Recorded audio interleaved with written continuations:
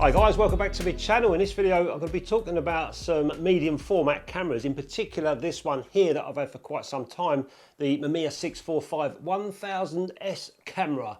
And this was introduced around 1976. Before that, Mamiya had brought out the original 645, the very first 645 that Mamiya brought out, which was I think 1975. And then a year later they superseded it with this one. The difference being with the original one that they brought out, fantastic camera, everyone was raving about it. They only had speeds up to 1/500th of a second and it didn't have a timer either. When they brought this one out a year later, it had 1/1000th of a second speed and it also had a timer as well. So you can only imagine that the people that had bought this in 1975, or the original one, and a year later they came out with this with an extra 1/1000th of a speed, shutter speed, you'd probably imagine to yourself, blimey, I wish I'd waited a little bit longer now. But I suppose everything's like that today, isn't it? When you buy something, it's superseded almost pretty much straight away. But what fantastic cameras these are, especially if you want to get into medium format. I've always banged on about the Zeiss Icon Netar. And this was the camera that got me into medium format. Most of you guys have been watching my channel since 2017. Crikey, coming up 10 years. Not quite. Hi guys, welcome back to my channel. Hi guys, welcome back to my channel. Hi guys, welcome back to my channel. Welcome back to the car. In fact, we've never been to a car show before, so welcome to the car show. Hi guys, and welcome back to my channel, Rooney. This was my first medium format camera, which these are really cheap, 50 quid or 60 quid probably now with inflation. Fantastic little bits of kit and brilliant introduction into medium format. These are 6x6 negatives. These are fantastic. It's not banging out with features. It's got two exposure buttons, which is quite useful, one here and one at the top.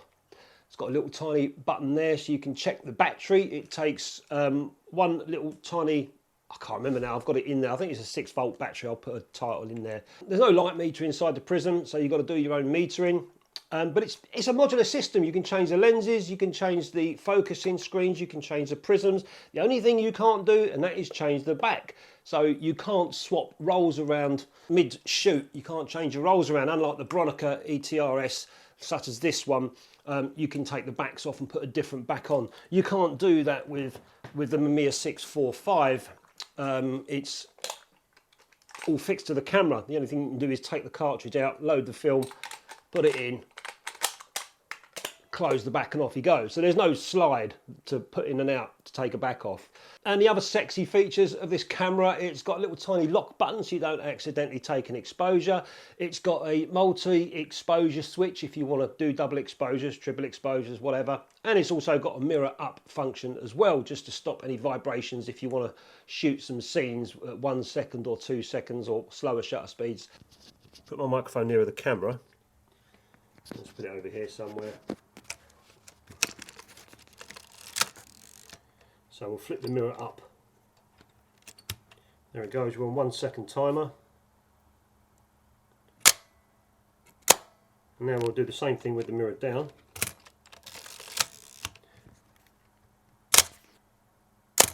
So whether that causes any vibration issues, I don't know. I haven't tested it on long exposures yet. So you can flip the mirror up and take your exposure.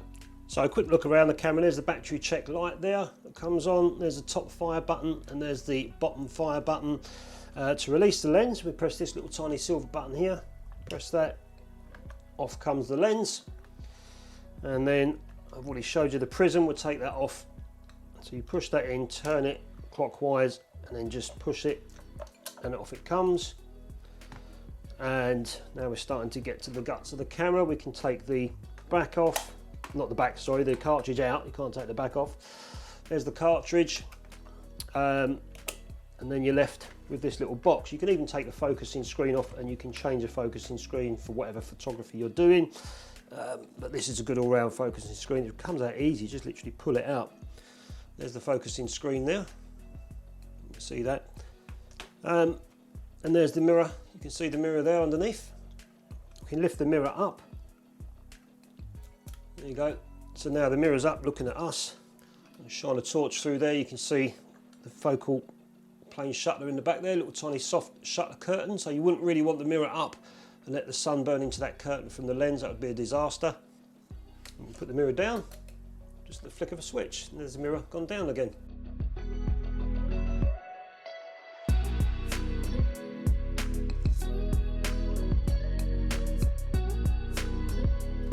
And you can see inside, there's the shutter curtain there. It won't fire because the back's open, but there's the shutter curtain. Nice silk cloth. Also on the shutter speed dial, you've got this little red dot. If you put it onto there, that works in conjunction with the metered prism, so it works with auto exposure because you've got the shutter speed dial on top of the prism. But you can also use it with any other prism if you want to do timed exposures. So if you want to do long exposures, you just set it to there, you open the curtain and let the film get exposed like so, and now the film's exposing.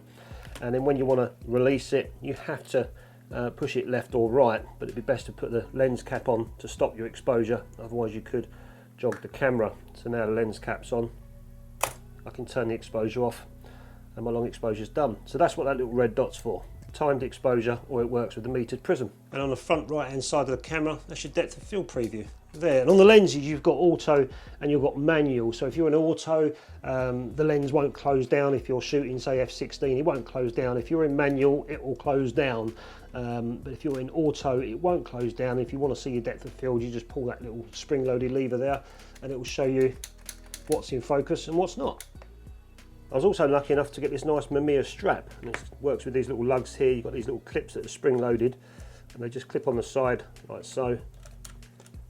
There you go, and you've got your camera strap, nice and neat, nice and tight. Mamiya did bring out, I think not long after this one, they brought out another 645, which was the same as the very first 645, but they took away the mirror up feature, and they also took something else away. I can't remember what it was. Oh yeah, they took the little tiny fire button away from the top, so they only left with one fire button. So they came out with this new model which took two features away. I think it was only two. And they come out with this new generation, the 645J. But then the Mamiya 645 exploded, I think in the mid to late 80s or 90s. They came out with their second generation of 645s, which was a 645, the 645 Pro, 645 TL, and they were more sort of plastic bodies and they had interchangeable backs. And when you look at the prices, they're not exactly that much more expensive than these if you go online for those more modern Mamiyas. But this one from the 1970s, I just think it's got a fantastic feel about it. You know, it's proper classic. It's metal construction rather than the later plastic ones. And I say the only thing you haven't got is that the interchangeable back. But everything else you can buy for this camera. I've kept it as it is. I've got the simple viewfinder, the eye level viewfinder on the top, which I've got used to. And it's got a little fire button at the top as well. So I look through there, get my compositions, and I can just hold the camera like such and press the fire button if I want to do so and so, you know, portrait shots. I can do it that way. There is a bracket I can buy, a grip that I can buy that bolts on there, which links to the fire buttons, and I can use a grip if I want. But I just want to keep this as it is. I wouldn't mind getting a waist level viewfinder for it at some point, but at the moment I'm quite happy with the way I've got this. And if I do want to shoot waist level, I just get my focus through there and I can pull this off. You've got a little tiny button at the back and you twist it around and then you push it and it comes off. Very simple. There's the prism there, the eye level view prism. And there's your focusing screen there. You can get different focusing screens. This one's a rangefinder split prism, so it's really good for focusing. But not only that, I can use that as well as waist level. Once I've got my focusing, as long as it ain't too bright and it's shining on the glass, but I can just cover my hands. And I was actually out with this yesterday and I was shooting like that, and I got some really nice photographs. There's a whole range of lenses out there. There's only a few. I've got the 80mm f2.8 C-core lenses and C lens, which stands, I think, for coated lens. So that's the one I've got, and that's the one that I'm keeping shooting on here at the moment. I wouldn't mind getting a wider lens of 45mm, but I think that's all I'd need is this 80mm and a 45mm, so I can get wider shots. So, you know, once I get maybe a waist level viewfinder for this and that 45mm lens, I'll be complete with this little system that's fine, more than enough for me to go out and shoot 645 photographs. And of course, being 645, I get 15 shots out of a roll of 120 film. Again, more than enough for me to walk around and get a few photographs in. I think you can also change the handle as well. This little handle here, I think you can change that to more of a grip system rather than this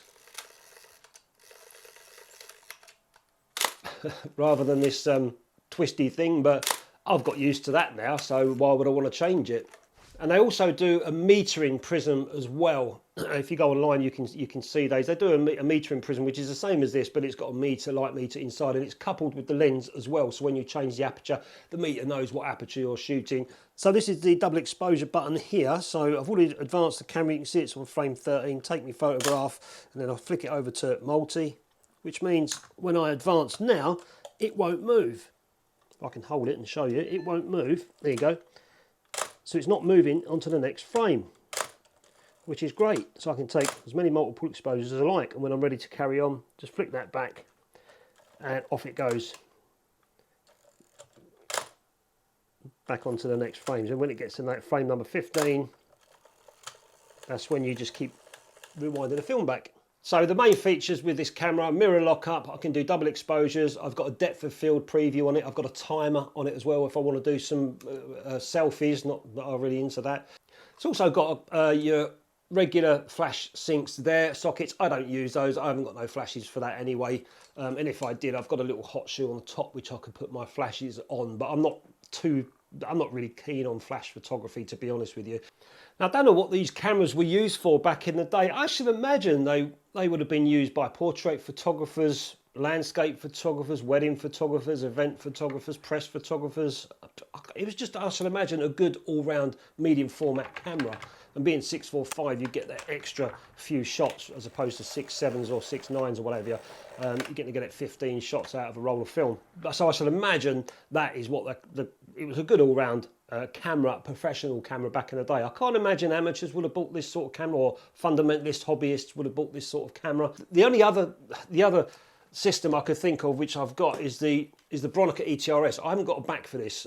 Funny enough, I've actually got one on order, so I'll be showing this one more on the channel in the future. But these come out around about the same price. Sometimes these are a little bit cheaper than the Mamiya 645s. And the bonus with these ones, again, interchangeable backs and also lenses as well, and prisms too. So there's a lot of different accessories, and that's an accessory on this Bronica as well, which is the grip, which is quite useful. But these are great little cameras as well. And I think the Mamiya and the Bronica have both got fantastic lenses, so it depends what you're really after. But these are good cameras as well. And I suppose it all comes down, at the end of the day, what feels right in your hands and what lenses they offer. You know, are these lenses right for you? Do you prefer the Bronicas? Do you prefer the Mamiya lenses? At the end of the day, the camera's just a box that's got shutter speeds on it. As long as they're correct, it's all about the lens.